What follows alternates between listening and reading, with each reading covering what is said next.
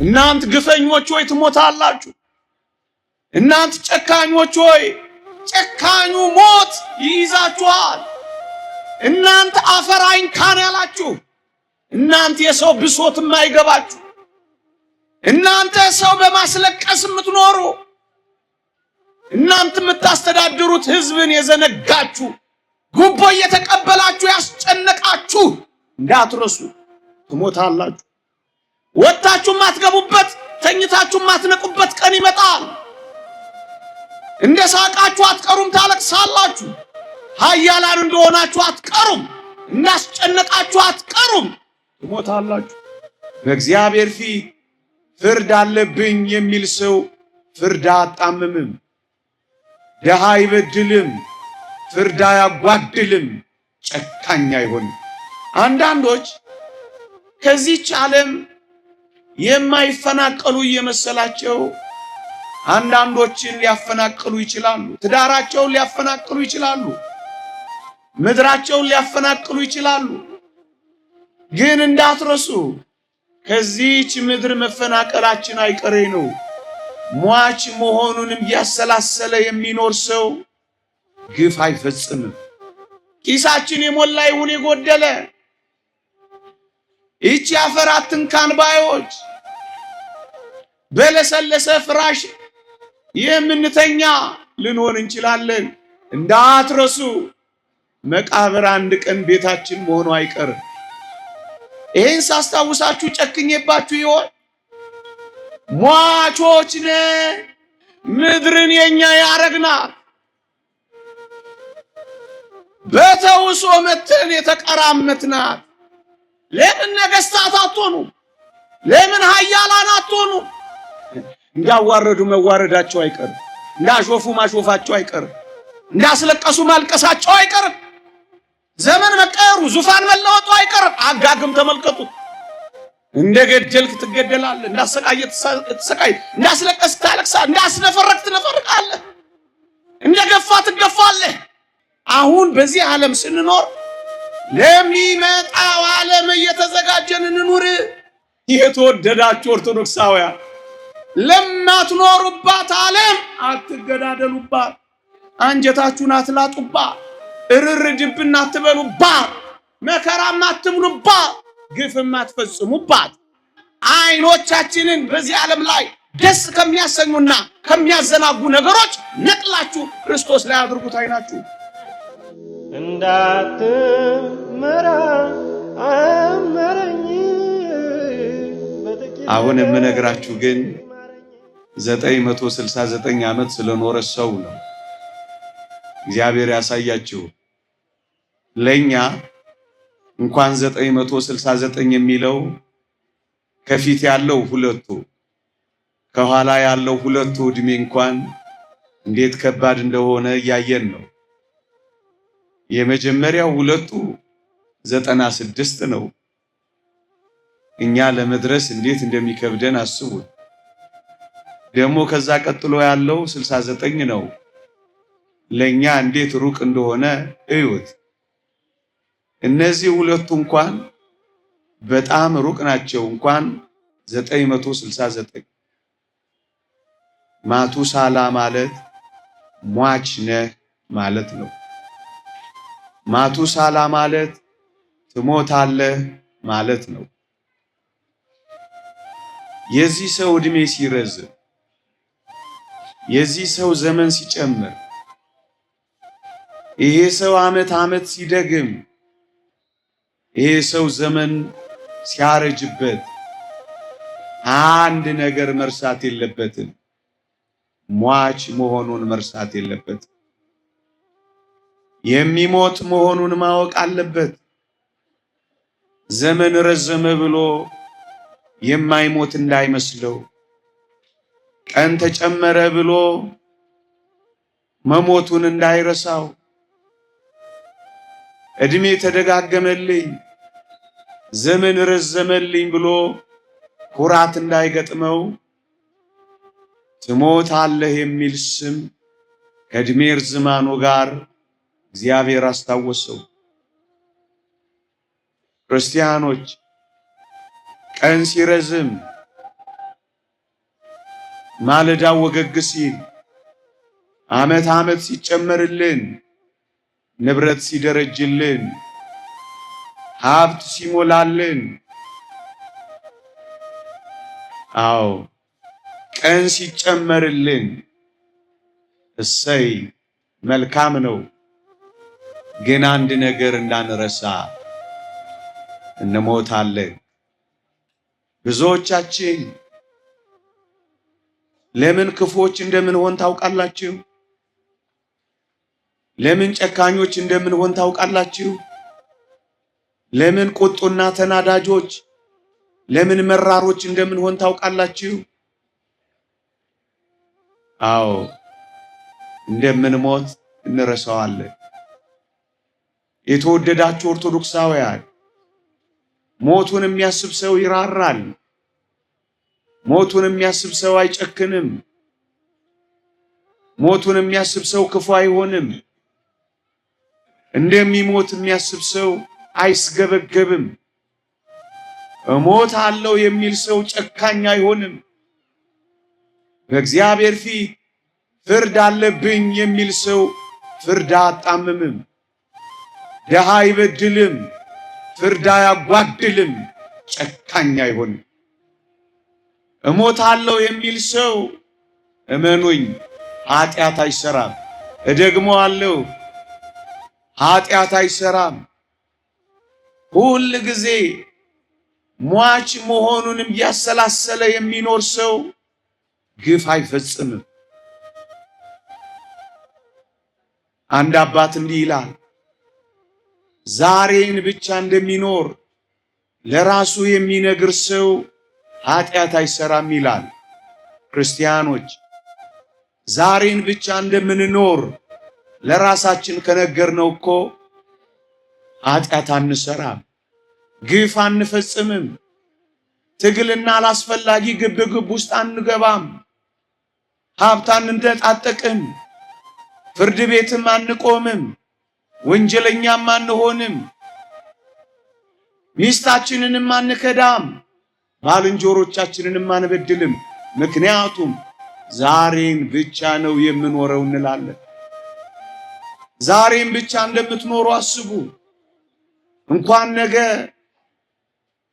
በኋላ እንኳን የኛ እኮ ላይሆን ይችላል ወገኖቼ። እንዳትረሱ እንሞታለን። ለራሱ ዛሬን ብቻ እንደሚኖር የሚነግር ሰው ኃጢአት አይሰራም። ዛሬ ብቻ ነው ያለኝ የሚል ሰው ወገኖቼ የሚያስበው ከእግዚአብሔር ጋር ብቻ ስለመታረቁ እኮ ነው። ምክንያቱም ዛሬ ብቻ ነው ያለው። እስኪ አንዳንድ ሐሳቦችን ጨምረን እንነጋገር። ክርስቲያኖች እጅግም ባለጠጋ እጅግም ድሃ ልንሆን እንችላለን። ግን እንዳትረሱ እንሞታለን። አዎ እጅግም ባለስልጣን እጅግም ተራ ሰው ልንሆን እንችላለን። ግን እንዳትረሱ እንሞታለን። እጅግም መልከ መልካም ውበተኛ እጅግም ደግሞ ፉንጋ ልንሆን እንችላለን። ግን እንዳትረሱ እንሞታለን። እጅግም ጥበበኛ እጅግም ሰነፍ ልንሆን እንችላለን። እጅግም ዝነኛ እጅግም መናኛ ልንሆን እንችላለን። እጅግም ሰላማውያን እጅግም ጉልበተኛ ልንሆን እንችላለን። ግን እንዳትረሱ እንሞታለን። ሟቾች ነን። ምንም እንሆን ምን ይህችን ምድር ለቃቂዎች ነን። አዎ እንሞታለን። አንዳንዶች ከዚህች ዓለም የማይፈናቀሉ እየመሰላቸው ምናልባት አንዳንዶችን ሊያፈናቅሉ ይችላሉ። ትዳራቸውን ሊያፈናቅሉ ይችላሉ። ምድራቸውን ሊያፈናቅሉ ይችላሉ። ግን እንዳትረሱ ከዚህች ምድር መፈናቀላችን አይቀሬ ነው። እንሞታለን። ምንም እንሁን ምን ሟቾች ነን። ኃያላን እንሁን ደካሞች፣ ኪሳችን የሞላ ይሁን የጎደለ ይህች አፈር አትንካን ባዮች በለሰለሰ ፍራሽ የምንተኛ ልንሆን እንችላለን። እንዳትረሱ መቃብር አንድ ቀን ቤታችን መሆኑ አይቀርም። ይሄን ሳስታውሳችሁ ጨክኜባችሁ ይሆን? ለዚህ እኮ ነው ደጋግ ሰዎች እንዲህ የሚሉት አንቺ ምድር አንቺ መሬት ይሏታል። ስኖር ቀለቤ ነሽ ስሞት ደግሞ ልብሴ ነሽ ይሏትና በጥንቃቄ ይኖራሉ። ስንኖር እየበላናት ይቺን ምድር ስንለቅ ደግሞ እየለበስናት እኮ ነው ምን ሄደው ወገኖቼ፣ ግን እንረሳዋለን። ይሄን እንኳን እያሰማችሁ በልባችሁ ይሄኔ እልህ የተጋባችሁ ትኖራላችሁ። ቆይ ሉጣለትና አፈር ከደቼ ነው ማበላው ባዮች ትኖሩ ይሆናል። ቂም ያዛችሁ እልህ የተጋባችሁ ጉድ ለማፍላት የተሰናዳችሁ ትኖራላችሁ። እንዳትረሱ ለመንጠቅ አንዳንዶችን ለማዋረድ ያቆበቆባችሁ ትኖራላችሁ። እመኑኝ ትሞቱና ትዋረዳላችሁ። በልዑል እግዚአብሔር ፊት ሁላችንም እንቆማለን፣ ፍርድ አለብን። ምክንያቱም አንድ ቀን እንሞታለን። ይሄን ሊያስረዳልኝ የሚችል አንድ ጥሩ የታሪክ ምሳሌ ላምጣ። ታላቁ ፈላስፋ ዲዮጋን ንጉሥ እስክንድርን ማስተማር ፈለገና ምን አደረገ መሰላችሁ? አንድ ቀን የአባቱ የንጉሥ ፊልጶስ መቃብር ነበረ። ንጉሡ የአባቱ መቃብርን በሚጎበኝበት ቀን ዲዮጋን ከንጉሡ አስቀድሞ የመቃብሩ ቦታ ሄደላችሁና የመቃብሩ ቦታ ላይ የሙታንን አስከሬን እየገላለጠ ዲዮጋን ፈላስፋው የራስ ቅላቸውን ይፈልግላችሁ ጀመረ። በዚህ ጊዜ ንጉሥ እስክንድር ከአጃቢዎቹ ጋር መጣላችሁ እና ምን ሆነ መሰላችሁ? ዲዮጋንን ያውቀው ስለነበር ንጉሡ ዲዮጋን ሆይ ዛሬ ደግሞ በዚህ በመካነ መቃብር የራስ ቅል የምታተራምሰው ምን ሆነ ነው አለው። ዲዮጋንም እንዲህ ብሎ መለሰ፣ ንጉሥ ሆይ በጣም ይገርማል። ዛሬ የአባትን የንጉሥ ፊልጶስን የራስ ቅል ፈልጌ ነበረ፣ ግን በጣም ይገርማል። የአባትን ራስ ቅል ከሌሎች ሰዎች ራስ ቅል መለየት እኮ አቃተኝ። ንጉሥ ሆይ እስኪ አባትን ራስ ቅል ለይተህ አሳየኝ ብሎ ጠየቀው። ንጉሡም ደነገጠ። ለካ እውነት ነው። የኃያሉ ንጉሥ የንጉሥ ፊልጶስ አስከሬን ራስ ቅልም የድሃውና የመናጢው አስከሬንም ለካ ተመሳሳይ ሆኖላችኋል። ደነገጠ። ለካ በመቃብር ንጉሡም ወታደሩም ኃያሉ ደካማው ባለጸጋውም ድሃውም ለካ የራስ ቅሉ አንድ አይነት ነው የሚሆነው። ለካ የቆመው አፈር ነው የተለያየው። ለካ የአፈር ጥቂት ሰነባብቶ ሲቀመጥ ለካ አፈሩ እኩል ነው የሚሆነው። ለካ አጥንቱና ጽሙ እኩል ነው የሚሆነው። ደነገጠ ንጉሥ እስክንድር። በፍጥነት ከዚያ መካነ መቃብር ወጣና ምን አደረገ መሰላችሁ? ሁለት ባለሟሎች ቀጠረላችሁ። ባለሟሎቹ አንደኛው በማለዳ ንጉሥ እስክንድር ከእንቅልፉ ሲነሳ ምን የሚለው መሰላችሁ? ንጉሥ ሆይ 1000 ዓመት ንገስ፣ ግን እንዳትረሳ ትሞታለህ ይለው ጀመር። በማለዳ ጠዋት ቀጥሮት እኮ ነው በገንዘቡ እንዳይረሱ ንጉሥ ሆይ ይሞታሉ እያለ ያስታውሰው ዘንድ ሰው አቆመ። መሸት ሲል ሌላኛው ባለሟል ደግሞ ይመጣና ንጉሥ ሆይ 1000 ዓመት ይንገሱ፣ ግን እንዳይረሱ ይሞታሉ ይለው ጀመራ። በማለዳ ዛሬ ስትወጡ እንደው ግፈኛ ካላላችሁኝ ልመለስ እችል ይሆን ብላችሁ ታስባላችሁ? ወጥተው የቀሩ የሉም። ልጆቻቸውን ስመው ሳይመለሱ የቀሩ የሉም። ጎበዝ የማይሞቱ የሚመስሉ በጣም የምትወዷቸው ሰዎች አልሸኛችኋቸው? እንዳትረሱ። ስትወጡ ስትተኙ በጣም ግፈኛ ካላላችሁኝ በቀር አንድ ነገር አስታውሱ፣ ትሞታላችሁ። እናንት ግፈኞች ሆይ ትሞታላችሁ። እናንት ጨካኞች ሆይ ጨካኙ ሞት ይይዛችኋል። እናንተ አፈር አይንካን ያላችሁ፣ እናንተ የሰው ብሶት የማይገባችሁ፣ እናንተ ሰው በማስለቀስ የምትኖሩ፣ እናንተ በሚስቶቻችሁ ላይ የምትቀማጠሉ፣ እናንተ ልጆቻችሁን የረሳችሁ፣ እናንተ የምታስተዳድሩት ሕዝብን የዘነጋችሁ፣ ጉቦ እየተቀበላችሁ ያስጨነቃችሁ እንዳትረሱ፣ ትሞታላችሁ። ወጣችሁ ማትገቡበት ተኝታችሁ ማትነቁበት ቀን ይመጣል። እንደ ሳቃችሁ አትቀሩም፣ ታለቅሳላችሁ። ኃያላን እንደሆናችሁ አትቀሩም፣ እንዳስጨነቃችሁ አትቀሩም፣ ትሞታላችሁ። ይህን ስለረሳን ነው እኮ ምድርን የኛ ያረግናት። በተውሶ መተን የተቀራመትናት እንዳትረሱ። ለምን ነገስታት አትሆኑ? ለምን ኃያላን አትሆኑ? ለምን ሲያዩዋችሁ የምታሳሱ ቆንጆዎች አትሆኑ? ለምን በሜካፕ አትዋሃዱ? እጅግ የሚያምረው ሽቷችሁ፣ እጅግ የሚያስደንቅ መዓዛችሁ ጭክን ካላልኩ በቀር መሽተቱ አይቀርም። ትሞታላችሁ። ትሞታለህ አለዋ ንጉሱ። ትሞታለህ። ንጉስ አጋግ የሚባል በዚህ በመጽሐፍ ቅዱስ አለ። በጣም ከጭካኔው የተነሳ የሴቶችን ማህፀን እየሰነጠቀ በሰይፍ ወንድ ነው ሴት ነው እያለ አሁን በአልትራሳውንድ ነው የሚታየው። አጅሬስ በሰይፍ ወንድና ሴት ነው እያለ ጭካኔው እኮ ነው። በሞት ላይ ቀለድኩበት እያለ መዝናናት ሁሉ ጀመረ።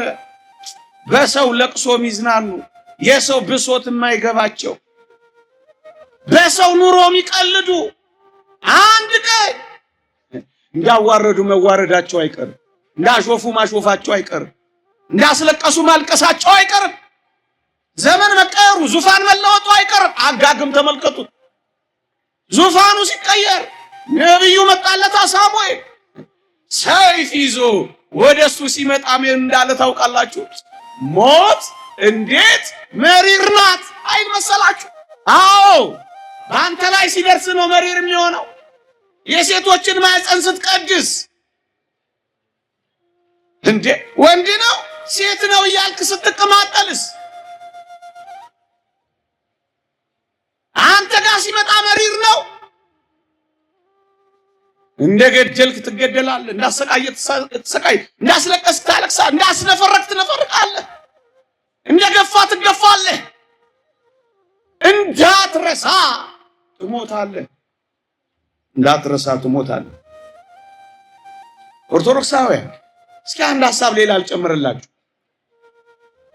ባለጠጋ ልንሆንም ላንሆንም እንችላለን። እውነት አሰብ እውነት ምንም እርግጠኞች አይደለንም። ልንሆንም ላንሆንም እንችላለን። እውነት ልናገባም ላናገባም እንችላለን። እውነት አሰብ እውነት እርግጠኞች አይደለንም። አግብተንም ልንወልድም ላንወልድም እንችላለን። እውነት አሰብ ይሄን የሚሰጠው እግዚአብሔር ስለሆነ እውነት አሰብ። እስኪ ሌላ ጥያቄ ልንሞትም ላንሞትም እንችላለን። እውነት አሰብ ኧረ እውነት አትሞቱም? እንደዚህ እኮ ነው አሰብ መልሱ። እንዴ ሁለት ምርጫ ያሳስታችኋል እንዴ? ሰባት ባረግባችሁ ምን ልትሆኑ? ይሄን ያመጣሁት ለምን እንደሆነ ታውቃላችሁ? በዚህ ምድር ላይ የትኛውም ነገር እርግጠኞች አይደለም። እውነት አሰብ አንድ ነገር ብቻ ግን እርግጠኛ ነን። ምን መሆናችን? ከዚህ ዓለም መለየታችን እርግጥ ነው። እውነት አሰብ መቼ እንደሆነ አይታወቅም። በመሞታችን ብቻ እርግጠኛ ነው በዚህ ምድር ላይ፣ ሌላ ሁሉ እርግጠኛ አይደለም። ታዲያ መልእክቴ ምንድነው? እመኑኝ በጣም ብዙ መከራ እየበላን ያለ ነው። ማዲያት ያወጣ ነው፣ ከሰው የተጣላ ነው፣ ግፍ የሰራ ነው፣ ክፉ ያደረግነው በሙሉ እርግጠኛ ላልሆነው ዓለም ነው።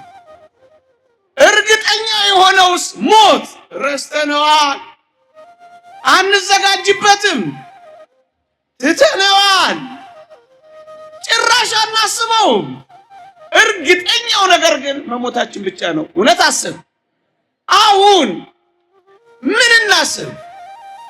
የዚህ ዓለም ግዴላችሁም ክርስቲያኖች በጣም የሚጠቅም ሐሳብ ነው። አይክፋችሁ፣ ይሄን በመንገሬ አትቀየሙ። የዚህ ዓለም ዋና ኑሯችን ከዚህ ዓለም ስለ መለየታችን መሆን አለበት። ዝግጅታችን ምን ይሁን? አንድ ቀን እሞታለሁ፣ ስለዚህ በእግዚአብሔር ፊት ቆማለሁ፣ ስለዚህ ፍርድ አለብኝ፣ ስለዚህ ለሚመጣው ዓለም ለመዘጋጀት ኑሩ። እዚህ ዓለም ላይ የምንኖረው ለሚመጣው ዓለም ለመዘጋጀት ብቻ ነው። ሌላውስ እግረ መንገድ ነው። ሌላውስ በዚህ ውስጥ የሚኖር ፓኬጅ ነው። መብላት፣ መጠጣት፣ ማጌጥ፣ ማማር እግረ መንገድ ነው። ዋናውስ ጉዳይስ በዚህ ዓለም ኖረን በዘላለም መንግስት መክበር ነው። ስለዚህ አሁን በዚህ ዓለም ስንኖር ለሚመጣው ዓለም እየተዘጋጀን እንኑር። ጭምቶች ሆናችሁ፣ ንጹሃን ሆናችሁ፣ ግፍ ሳትሰሩ፣ ሰው ሳትበድሉ፣ ልጆቻችሁን በመልካም እያስተዳደራችሁ፣ ሕዝብን በእውነትና በንጽህና ያገለገላችሁ ጨዋዎች ሆናችሁ ለሚመጣው ዓለም እየተዘጋጃችሁ ኑሩ። ምክንያቱም እርግጠኛው ነገር መሞታችን ስለሆነ። አንድ ሊቅ እንዲህ ይላል፣ በዕለተ ፍትሕ በፍርድ ቀን የሚገጥመን መልካም ይሁን ክፉ አሁን አይታወቅም ይላል። በእርግጠኝነት የታወቀው ነገር ቢኖር መሞታችን ነው ይላል። በሞቴ ማንም ሰው በምድር ላይ ሞትን እንኳን ያስቀረው ያዘገየው የለም። እደግመዋለሁ፣ እንኳን ያስቀረው ያዘገየው የለም። አታስቀሩትም፣ አታዘገዩትም። ማንም አይችልም። እናንተ ፈላስፎች፣ እናንተ ሳይንቲስቶች በጣም እንናደንቃችሁ ከፈለጋችሁ እስኪ ሞትን አስቀሩና አሳዩን በሏቸው። እንወዳችኋለን። በጣም ጥሩ ጠቃሚ ነገር ሰርታችሁልናል።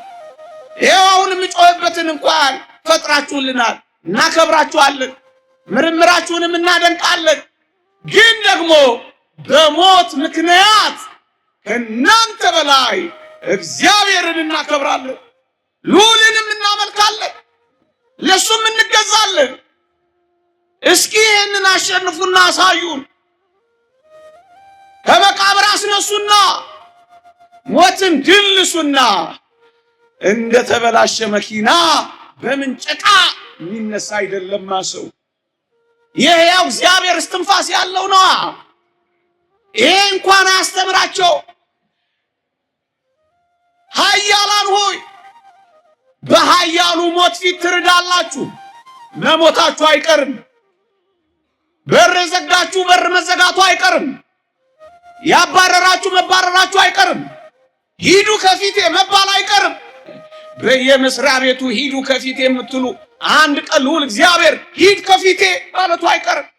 ያመናጨቃችሁ፣ ግፍ የሰራችሁ፣ ባዶን የበተናችሁ በዕለተ ፍትሕ ክፉ ወይም ደግ ምን እንደሚሆን አናውቅ። አንድ ነገር ግን እናውቃለን፣ እንሞታለን።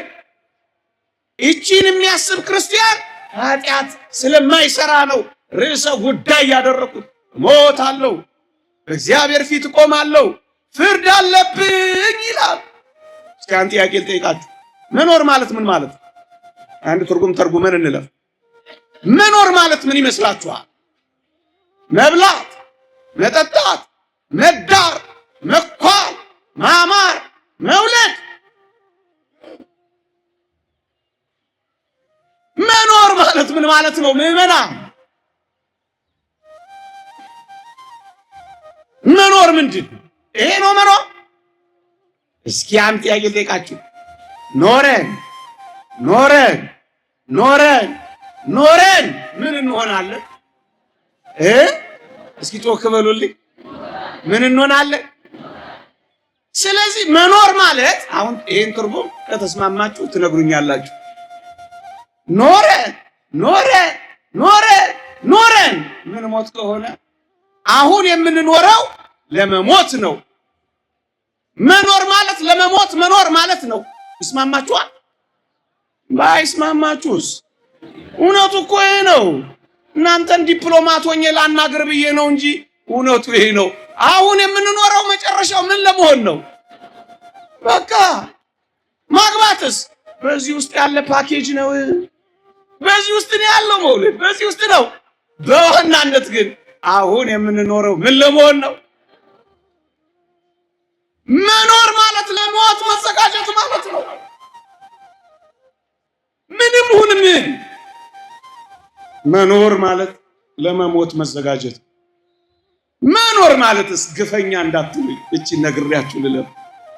መሞት ማለት መኖር ማለት ለመሞት መኖር ከሆነ መሞት ማለትስ ምንድነው ካላችሁ፣ መሞት ማለት ደግሞ ለመኖር መሞት ማለት ነው። ሰምታችሁኛል? የምንኖረው ለመሞት ከሆነ የምንሞተው ለምን ይመስላችኋል? እግዚአብሔር ይስጣችሁ፣ ደግ ክርስቲያኖች ናችሁ። የምንሞተው ለመኖር እንደሆነ ታውቃላችሁ? ታውቃላችሁ? ቆይ ጠበቅ አድርጌ ልጠይቃችሁ። ምን ግር አሰኛችሁኝ እኮ። የምንሞተው ለመኖር እንደሆነ ታውቃላችሁ? አዎ። እሺ፣ ዛሬ ብትሞቱ ይሻላችኋል ወይስ ዛሬ የአሜሪካ ቪዛ ባስመጣላችሁ? ምን ነው ፈገግ አላችሁ? እቺ ነገር አላት እንዴ? ነገር አላት መሰለኝ። ለመኖር ነው አይደል የምትሞቱት? ቪዛ ላስመጣላችሁ ወይስ ዛሬ ብትሞቱ ይሻላችኋል?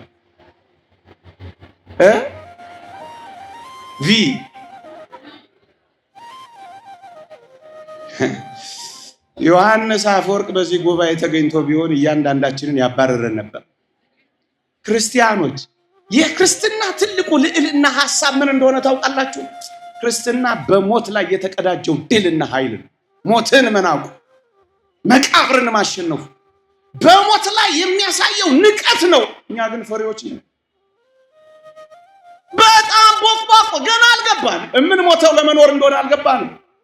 የእናታችን ማህፀን እንደዚህ ዓለም፣ የመቃብር ማህፀንነት ግን ለዘላለም ዓለም እንደሚወልደን ገና አላወቅንም።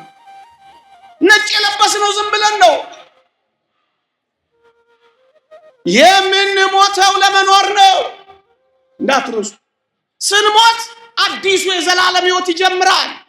እሪ አትበሉ፣ ልባችሁን አትበጥሱ፣ አንጀታችሁንም አታቃጥሉ። ከቻላችሁ እልል እያላችሁ የዘመራችሁ ሸኝ እንደ ክርስቲያን ወግ እስኪ እንኑር። የምንሞተው ለመኖር ነው። የምንኖረው ግን ለምንድን ነው? ለመሞት እንዳትረሱ። እሱን የሚያጠናክርልኝ ነገር ነው እየካብኩ ሄድኩ። ሴትየዋ አሉ መድኃኔዓለምን መንገድ ላይ ያገኙት አሉ። 60 ዓመታቸው ነው መድኃኔዓለምን መንገድ ላይ ሲያገኙት። ከዚያስ ጌታ ሆይ መድኃኔዓለምን አግኝቼማ አንዳች ነገር ሳልጠይቀው እንዴት እለቀዋለሁ አሉና እባክህን እድሜ ጨምርልኝ አሉት አሉ። መድኃኔዓለምን ብታገኙት ምን ትጠይቁት ይሆን? እንጃ። እድሜ ስጠኝ አይሉት መሰላችሁ? ስንት ልስጥሽ አላቸው። ቸር አይደል እሱ? ጌታዬ 20 ጨምርልኝ አሉ። ስንት ነበሩ እሳቸው? 20 ሲጨመር ወዲያው ሲሰጣቸው ወይ እንደዚህ ቸር ነው እንዴ? ለካ ምን አይነት ሴት ነኝ እኔ ቁጥር ማላቅ እንደ ተስፋዬ ካሳ ብቻ ጠይቃለሁ መድኃኔዓለምን አግኝቼ አሉና ቅር አላቸው። ሲያጉተመትሙ መቼም እሱ የልብ አውቃ ነው። ሲያጉተመትሙ አያቸውና ምን ነው አላቸው። ጌታዬ እባክህ እንደው በጠየቅኩ ቁጥር ላይ እንደው ቅድም የጠየቅኩህን ስንት 20 እሳቸው ደግሞ ያለ 20 ያውቀው ጨምርልኝ አሉት። ቸር አይደለ? ጨመረላችሁ። ስንት ሆኑ? 100 ወዲያው ሲሰጣቸው አሁን ፍንድቅ ቃሉና ደስ ብሏቸው ጥያቄ ያቆሙ መሰላቸው። ምን እንዳሉ ታውቃላችሁ? አሁንም ተቁነጠነጡ። እንደገና ምን ነው አላቸው። ጌታዬ እንደው ምን ነው በነካጅህ እኔን ብትረሳኝ አይሉት መሰላቸው። ማዲያት እያወጣህ መረሳት፣ ቤት አልባውን መረሳት እኮ ቤት እንዳለህ አታውቅም አትል። አሁን የሚጨንቅ እዚህ ቤት ስላጣ ነው። የሰማይ ቤታችሁን በልባችሁ ታስባላችሁ። ቤት አለኝ ትላላችሁ፣ አገር አለኝ ትላላችሁ በሰማይ። ለዚህ እኮ ነው ያኮረፋችሁ። ለዚህ እኮ ነው የምትጨነቁት። በጣም ከዚህ ዓለም ስለመለየታችሁ ስታስቡ ጥብብ ጭንቅ የሚላችሁ እኮ ይሄን ዓለም ገና መልቀቅ አልጀመረም። ገና ነን። እንደ ክርስቲያን እንኑር። በጣም አትጣበቁባት፣ የምር አትኑሩባት። እስኪ ጠይቃችሁ የእግዚአብሔር ቃል እንዲህ ይላል፣ እኔ በምድር ላይ ስደተኛ ነኝ ይላል መዝሙር 118 ላይ። እኔ በምድር ላይ ምንድን ነኝ? እኔ በምድር ላይ ምንድን ነኝ? ታምናላችሁ? ከሰማይ ቤት ተፈናቅለን እኮ ነው የመጣነው። ተፈናቃዮች እኮ ነን። እዚህ መፈናቀል በዛ እንጂ ስደተኞች ነን። ክርስቲያኑ ስደተኞች ነን። ቆይ እዚህ ምድር ላይ አሁን ነዋሪዎች ነን ወይስ ስደተኛ ነን? ታምናላችሁ? ይሄ እኮ ነዋሪዎች እያለ እኮ ያሳሳተን የቀበሌው መታወቂያ መሰለኝ። እንዳታነቡት በሞቴ የነዋሪዎች የመኖሪያ የመቆያ ብዬ ነው እኔ ማነበው። እናንተን አላውቅም። የመቆያዬ ነው። እውነት አስብ። በጣም ከተጣበቃችሁባት ታማችኋለች። ገንዘብን፣ ተድላን፣ ደስታን በጣም ከወደዳችሁ ትሰበራላችሁ። በዚህ ዓለም ላላ አርጋችሁ ይዋል። በጣም አትጣበቁባት። እንደሄዱት እንሄዳለን፣ እንዳጡት እናጣለን። ምርር አታርጓት። ይልቅ ስለመሄዳችን በዘላለም ስለመኖራችን ማሰብ አለብን። ይሄን ሁሉ ካተትኩ በኋላ ግን ምን አይነት ጨካኝ ሰው ነው ዛሬ የሚያወራው እንዳትሉኝ አንድ ቁም ነገር ልትሉኝ እንግዲህ መቼስ ምን ይደረግ። እውነቱ ይሄ አይደለም። ባልነግራችሁ እኮ ነው የምወቀሰው ነው አይደለም? ቢያንስ እቺን እናስታውሳችሁና ንስሐ እንድንገባ እኮ ነው። ግፍ እንድንተው እኮ ነው። እቺን የሚያስብ ሰው ኃጢአት አይሰራም። ኃጢአት እንዳንሰራ እኮ ነው። የተወደዳችሁ ኦርቶዶክሳውያን ታዲያ ሟች ከሆንኩ በቃ ሁሉን ነገር ልቶ ስራ ሊሄድ መጥቼ ነበር ወደ ቤቴ ልመለስ ትሉኝ ይሆን? ላገባ ነበረ በቃ እዚሁ ቤተ መቅደስ ልኑር እናንተ ጋር። ልጅ ወልጄ ነበር እንዴት ላምጣ? ካርታ ተመርቶልኝ ነበር ቤት መስራት ልተው። አንድ ቃስ ጭኜ ነበረ በቃ እዛው ጅቡቲ ይቅር ትሉ ይሆን? አባቶቻችን ግሩም መፍትሄ አላቸው። እሱን ላንብብላችሁ። ምን ይላሉ? እንደምትሞት ሆነ ኑር። እስኪ በሉልኝ። ኧረ አልተሰማኝም። ይሄ ሁሉ ህዝብ ነው። እንደምትሞት ሆነ ኑር፣ እንደምትኖር ሆነ ስራ። እስኪችን በሉልኝ። ኦርቶዶክሳውያን ሁል ጊዜ እንደምትሞቱ ሆናችሁ ኑሩ። እየሰማችሁኝ ነው? ሟች ነኝ ብላችሁ ኑሩ። ግንስ እኖራለሁ ብላችሁ ደግሞ ምን በሉ? አግቡ፣ ስሩ፣ ልፉ፣ ጠንክሩ። እንደምትሞቱ ሆናችሁ ኑሩ፣ እንደምትኖሩ ሆናችሁ ምን በሉ? እቺን በመሃል የሰነቀርኳት እንዳትሩ። በመሃል እንኳን የወጣ ሰው አበሳጭቼ እንዳላስኬድ ብዬ ነው። ግን እኛ ምንድነን? ስደተኞች ነን አይደለንም? ስደተኛ ወደ አንድ ቦታ የተሰደደ ሰው በጣም የሚያስበው ምን ይመስላችኋል? ስደተኛ ሰው እኮ ሁሌ የሚያስበው ወደ ሀገሩ ስለመመለስ ነው። እውነት አሰብ ወደ ሀገራችሁ ስለመመለሳችሁ ታስባላችሁ? በቃ አሁን ማሰብ መጀመር አለብን። እንመለሳለን።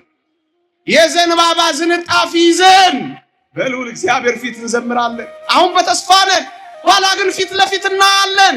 በቃ እንመለሳለን። ስደተኛ ነን። አሁን ይሄ ምድር ምንድነው ካላችሁኝ፣ ጥሪት የምናጠራቅምበት ነው። ወደ መካከለኛው ምስራቅ፣ ወደ አረቡ ዓለም፣ ወይም ወደ ሰሜን አሜሪካ የሚሄዱ ጥሪት አጠራቅመው ወደ ሀገራቸው ተመልሰው ህንፃ እንደሚገነቡ ቤት እንደሚያስተዳድሩ ጎበዝ። ጥሪትን አጠራቅም፣ እዚህ አታባክ ነው። ጥሪት ምንድነው? ስነ ምግባር ነው። ጥሪት ምንድነው? ጨዋነትህ ነው። ጥሪት ምንድነው? መንፈሳዊነትህ ነው። ጥሪት ምንድነው? ንስሐ ነው። ጥሪት ምንድነው? ቁርባንህ ነው። ጥሪት ምንድነው? ምጽዋትህ ነው። ጥሪት ምንድነው? አስራት በኩራትህ ነው። አጠራቅም ይልቅ መረን አትውጣ። ጫት ቤት አይደለም ያንተ ቤት። ቢራ ጠርሙስ ማነቅ አይደለም ያንተ ህይወት። ውጣ። ጭፈራ ቤቱን እስከ ዛሬ ሞላ ነው፣ አይበቃም። አሸሼ ገዳም ያልን አይበቃም። ከመቅደሱ ይልቅ ኮንሰርት አበዛን፣ አይበቃም። እሺ ከዚህ በላይ ምን ይሁን? ምን እንዲሆን ትፈልጋላችሁ? ከዚህ በላይ ምን ማየት ትፈልጋላችሁ? ያቆረበ ካህን መገደልን አየን። ከዚህ በላይ ምን ትፈልጋላችሁ? ምንም ያላደረገ ጨዋ ደሙ ሲፈስ አየን። ከዚህ በላይ ምን በቃ ምን ትጠብቃላችሁ? ምን እስኪሆን ነው የምንጠብቅ? መቼ ነው የምንመለሰው? መቼ ነው የምናለቅሰው? ይልቅ ጥሪታችሁን ሰብስቡ፣ ቅድስናችሁን ሰብስቡት፣ ንጽህናችሁን ሰብስቡት፣ ምጽዋታችሁን ሰብስቧት፣ ወደ ሀገራችሁ ላኳት። ወዴት? ወደ ሰማይ። ስደተኛ ጥሪቱን ይሰበስባል፣ ዘውትር ለመመለስ ይዘጋጃል። የሆነ ነገር ሰርቶ ይዤ ልሂድ ይላል። እኛ እኮ ተደላድለን ተቀመጥን እዚህ። ለዚህ እኮ ነው አሁን ክፍት ያለን ሆዴ ባስ በምኑም ነፍራቂዎች የሆነው እኮ ለዚህ እኮ ነው። ጥቂት መከራ ሲደርስብን ተውት የምናደርገው። እንደ ክርስቲያን ወግ ክርስቲያንማ የክርስቶስ ተከታይ ነው፣ መከራውን ይካፈላል፣ በሞቱም ይመስላል። ለክርስቲያን እንደመጣ መከራ ተቀብዬው በአኮቴትና በምስጋና እኖራለሁ። ሕይወት ይሄ ነው፣ ክርስትና ይሄ ነው፣ ወጉ ይሄ ነው። ምክንያቱም ስደተኞች ነን፣ በዚህ ዓለም ላይ ነዋሪዎች አይደለንም። እስኪ ጠይቃችሁ፣ በዚህ በአዲስ አበባ ውስጥ በጣም የምትወዱት መንገድ የትኛው ነው? በጣም የምትወዱት መንገዳችሁ የትኛው? የቦሌ መንገድ አትሉኝም መቼ? አንድ መምህር እንዲህ ብለዋል፣ እኔ በጣም የምወደው መንገድ አሉ ወደ ቤት የሚወስደኝን መንገድ ነው አሉ። ወዴት? እውነት አሰብ። እኔም በጣም ወደው ወደ ቤቴ ማቅናት የጀመርኩ ጊዜ ነው። እውነት አሰብ። ቤተሰባችሁን ታገኛላችሁ፣ እረፍት ታገኛላችሁ፣ ከልጆቻችሁ ጋር ትሆናላችሁ፣ እርፍ ትላላችሁ። ወደ ቤት መሄጃ መንገድ እንዴት ደስ ይላል! እውነት አሰብ። ወደ ቤት መሄጃ መንገዳችን እኮ ከሞታችን በቀር ምን አለ? እውነት አሰብ። እስኪ በዘላለም መንግስት ከእግዚአብሔር ጋር በትንሣኤ ተነስቶ ለመኖር የሚፈልግ ሰው እስኪ እጁን ያውጣልኝ። በትንሣኤ ከክርስቶስ ጋር ለዘላለም መኖር የሚፈልግ ሰው እስኪ እጁን ያውጣልኝ። እሰይ ታድላችሁ። አውርዱ። አሁን ሌላ ጥያቄ ልጠይቃችሁ፣ ፈታኝ ካልሆንኩባችሁ። መሞት የሚፈልግ እስኪ እጁን ያውጣልኝ። አይ ወጣቶችን ነው ፈልገው፣ እናንተማ ምን ደርሳችሁ? የምራችሁን ነው ግን ታድላችሁ። እንደው በእውነት እናንተ ሰባኪያ መምህራን፣ እኔ ምን ብዬ ልይዛችሁ እንደነበር ታውቃላችሁ? ብዙዎቻችሁ ባታወጡ ምን ልላችሁ ነበር? ይኸውላችሁ መነሳት ትፈልጋላችሁ፣ መሞት ግን አትፈልጉም እልና በምን መንገድ ልትሄዱ ነው ታዲያ ልትነሱ? ካልሞትን እንነሳለን። የእግዚአብሔር ቃል እንዲህ ይላል፣ ካልሞት ካትነሳም ይላል። አሁን የምንሞተው ምን ለመሆን ነው? ሞት እንደ ቀድሞ አይሰለጥንብንም ይላል ሊቁ ዮሐንስ አፈወርቅ። ለመነሳት ነው። ያ ማለት ምን ማለት ነው? ወደ ሀገራችን መሄጃ መንገዳችን ነው። ተስፋ ስለቆረጥ ብሄድ ይሻለኛል እንዳትል፣ ግድ የለም ብትሄድ የሚሻልን ክርስቶስ ጋር ስለሆነ ነው። ይሄንን ምን አንድ ሁለት ነገሮችን ጨምሬ ላብቅ። እግዚአብሔር ከሁላችን ጋር ይሁን። አንድ ምሳሌ ሊጨምር፣ በጣም የሚያጎለብትልኝን ምሳሌ ሊጨምር። አንድ መንገደኛ፣ ደግመዋለሁ፣ ጨርሻለሁ፣ 5 ደቂቃ ብቻ። አንድ መንገደኛ፣ ወደ አንድ ሀገር የሚተላለፍ መንገደኛ በማይኖርባት ሀገር ወይም እንኳን ሊኖርባት በማያድርባት ሀገር ቤት ቢሰራ ገንዘብ እያወጣ ካርታ ቢመራ አይኖርባትም፣ ደግሞም አያድርባትም። አላፊ እኮ ነው። ግን ላቡንና ገንዘቡን ፎጭ እያደረገ ህንፃ ቢገነባ ወይ ቢገዛ ይሄ ሰውዬ አባካይ ነው አትራፊ ነው? ጮክ በሉና ንገሩ። ነው አይደለ? ምክንያቱስ አይኖርባትማ። የተወደዳችሁ ኦርቶዶክሳውያን ለማትኖሩባት ዓለም አትገዳደሉባት፣ አንጀታችሁን አትላጡባት፣ እርር ድብና አትበሉባት፣ መከራም አትብሉባት፣ ግፍም አትፈጽሙባት። መከራ አትብሉ አላፊዎች ስለሆን። ይሄ ሰው አሁን እብድ ነው እንጂ ጤነኛ ይባላል? አሁን አንድ ሰው ዝም ብሎ ሲበትን ብታዩት እብድ ነው እንዴ አይደለም የምትሉት? ነው አይደለም? በጣም አትጣበቁባት። የዛሬ መልእክቴ ትጎዳላችሁ፣ ትሰበራላችሁ፣ ትታመማላችሁ፣ ጤና ታጣላችሁ። አትጣበቁባት፣ በሱሱ ኑሩባት። ይልቅ ለዋናው ለምን ሄድባት አገር ተዘጋጁባት። አላፊ ነን፣ አልፎ ሄያጆች ነን። ደግሞ አለው አልፎ ሄያጆች ነንና አይኖቻችንን በዚህ ዓለም ላይ ደስ ከሚያሰኙና ከሚያዘናጉ ነገሮች ነቅላችሁ ክርስቶስ ላይ አድርጉት አይናችሁ። የበለጠ የሚገልጽልኝ አንድ ቱሪስት ነው። ቱሪስት ጎብኚ ወደ አንድ ገዳም ይሄድና መጎብኘት ይጀምራል። አንድ መነኮስ ቤት ይገባል። እየጎበኘ አንድ መነኮስ ቤት ይደርሳል።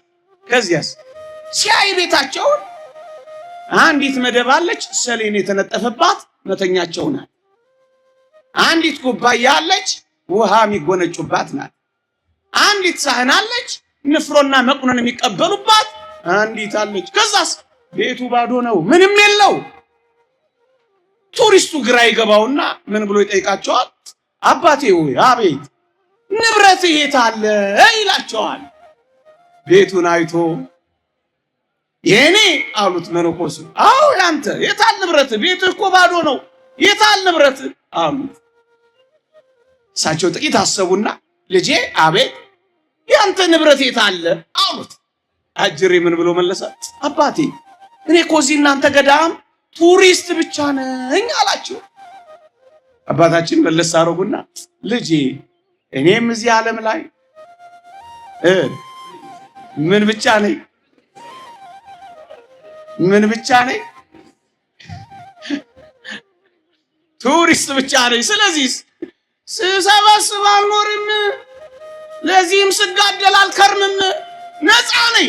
የያዘኝ ነገር የለም። ነፃ ነኝ። ምንም አልያዘኝም። ነፃ ነኝ። ነፍሴ ከፍ እያለች ትሄዳለች። ነፃ ነኝ። የበደልኩት በደል የለም። ነፃ ነኝ። ያፈናቀልኩት ሰው የለም። ነፃ ነኝ። ግፍ የሰራውበት እጅ የለኝም። ነፃ ነኝ። ቱሪስት ነኝ። ቱሪስት ነኝ። በጣም ንብረታችሁን ከወደዳችሁ አንድ መፍትሄ ሰጥቻችሁ ላብቅ። ገንዘባችሁን በጣም ትወዱታላችሁ፣ ንብረታችሁን በጣም ታፈቅሩታላችሁ።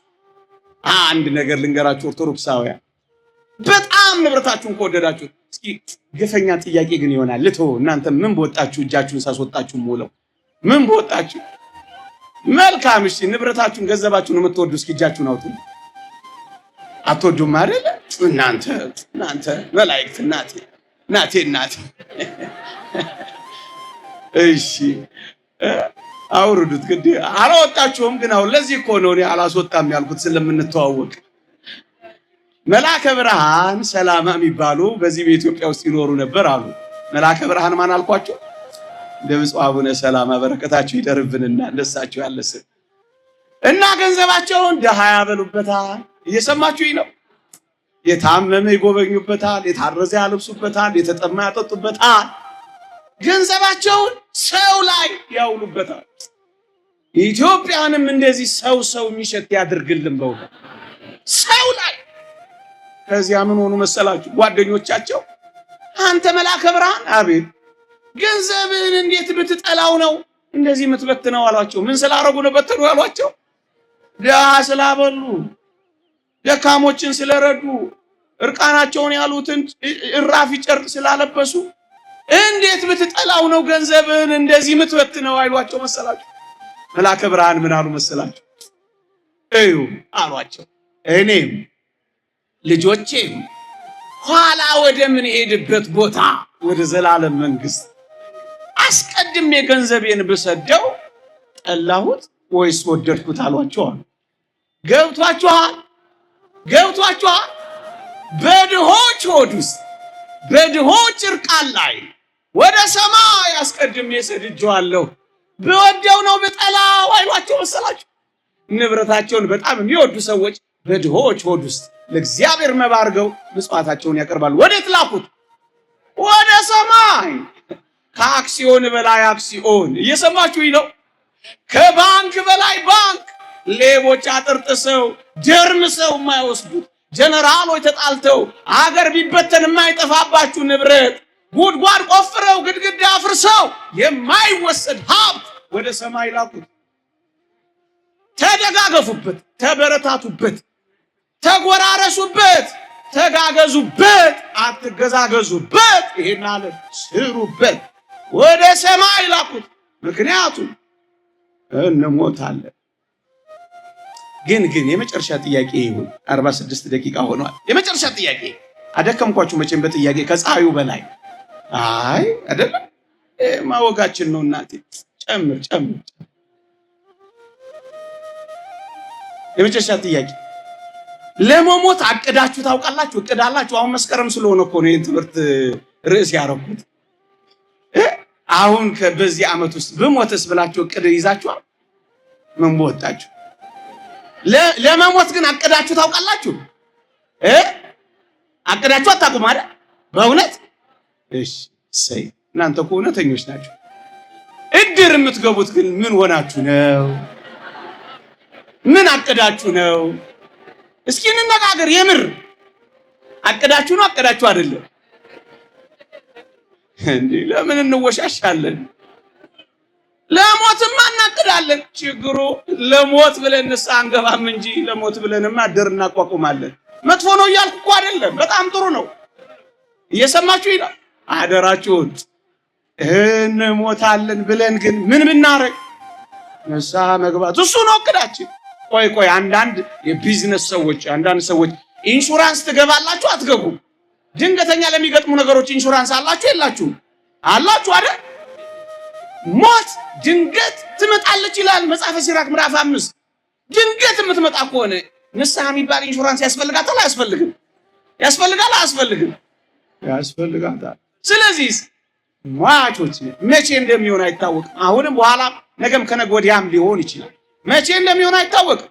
ክርስቶስ ወደኛ መምጣቱ አይደለም ዕለተ ምጽአት የሚባለው፣ የኛም ወደ ክርስቶስ ብሄር ነው ዕለተ ምጽአት የሚባለው። ስለዚህ ልንዘጋጅ ይገባናል። ዋናው ዓላማ ይሄ ነው። እየሰማችሁኝ ነው?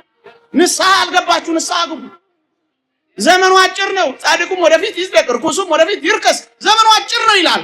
ምን እንደሚመጣ እንደዚሁ ፀሐይ ተደብድባችሁ በክርስቶስ ፊት ልትባረሩ ትፈልጋላችሁ?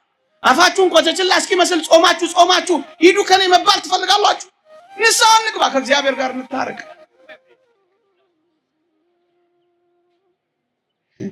ሲኦል ያሉ ወገኖቻችን፣ ሲኦል ያሉ ዘመዶቻችን 30 ደቂቃ ብቻ እግዚአብሔር ምድር ላይ እንዲኖሩ ድል ቢሰጣቸው ምንም የሚያደርጉ ይመስሏችኋል?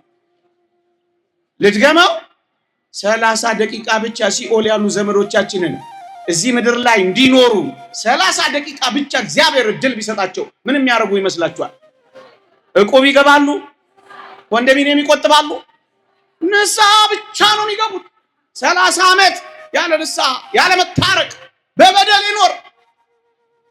ቀን የተጨመረልን ፀሐይ ወጣልን ወዶ የታገሰው ወደ እሱ እንድንመለስ እኮ ነው። ከዚህ የበለጠ ምን አለ? አንድ እግዚአብሔር ቃል ሁሉንም ማሰሪያ፣ አንድ እግዚአብሔር ቃል አንብቤ ጨርሳለሁ። የሉቃስ ወንጌል ምዕራፍ 12 ቁጥር 19 እንዲህ ይላል። ልብ ብላችሁ ስሙኝ፣ ቤት ስትገቡ አንብቡት። የሉቃስ ወንጌል ምዕራፍ 12 ቁጥር 19 አንድ ሰው እንዲህ አለ፣ ጎተራዬን አፍርሼ ሌላ የሚበልጥ እሰራለሁ፣ በዚያም ፍሬዬንና በረከቴን ሁሉ አከማቻለሁ። ነፍሴንም አንቺ ነፍሴ ለብዙ ዘመን የሚቀር ብዙ በረከት አለሽ፣ እረፊ፣ ቢ ጠጪ ደስ ይበልሽ እላታለሁ እያለ ይወራደድላችኋል።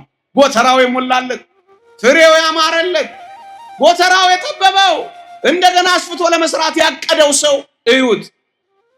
አፍርሼ ሌላ ሰራለሁ፣ እሰይ ጥሩ ነው። እንኳን አፍርሰ ሰራ መልካም ነው። ደግሞ በጎተራ ይሞላለሁ፣ እሰይ ደስ ይላል። ውጣ ውረድ፣ ዳር ኳል ውለድ፣ ክብር፣ በጣም ደስ ይላል። ልፋ ሀብት አድርግ፣ መልካም ነው። ነፍሴን አንቺ ነፍሴ ለብዙ ዘመን የሚቀር ብዙ በረከት አለሽ፣ እረፊ ቢ ጠጪ እላታለሁ አለላቸው። ይሄ ሰው እንዲህ ብሎ እንዳበቃ እግዚአብሔር ግን እንዲህ አለው። እሱ ነው ማንበብ የፈለኩት። እንዲህ አለው፣ አንተ ሰነፍ በዚህች ሌሊት ነፍስን ካንተ ሊወስዷት ይፈልጓታል። ይህስ የሰበሰብከው ለማን ይሆናል አይለው መሰላችሁ? ጎተራን ስለማፍረስ ያቅድ፣ ትምህርት ስለመማር አቅድ፣ ሙሽራ ስለመሆን አቅጂ፣ ግን እንዳትርሺ ልትሞቺ ትችያለሽ። አንተ ሰነፍ በዚህች ሌሊት ልትሞት እኮ ትችላለህ አይለው መሰላችሁ? አያሳዝንም? እሱ ስለ ጎተራው ያስባል፣ ስለመሰብሰቡ፣ ስለማከማቸቱ። ግንስ በእግዚአብሔር ቤት በሞት ታጭዶ ሊከማች እንደሚችል ግን ረስቶታል። እግዚአብሔር ምን አስታወሰው? ትቆርጣለህ፣ ትታጨዳለህ፣ ወደ እኔም ትከማቻለህ አይለው መሰላችሁ? እንዳትረሱ፣ እንዳትረሱ። ምን እንሆናለን? ምን እንሆናለን? ይቆየን። የእግዚአብሔር ቸርነት፣ የእመቤታችን አማላጅነት፣ የቅዱሳን በረከት ረድኤት አይለየን። ይሄን አስታውሼ ጨክኜ አስታውሻችሁ በድዬ ከሆነ እግዚአብሔር ይቅር ይበለኝ። እንዳልበደልኩ ይሰማኛል። ግን እችን እንኳን አስታውሱ እስኪ። ይቆየን።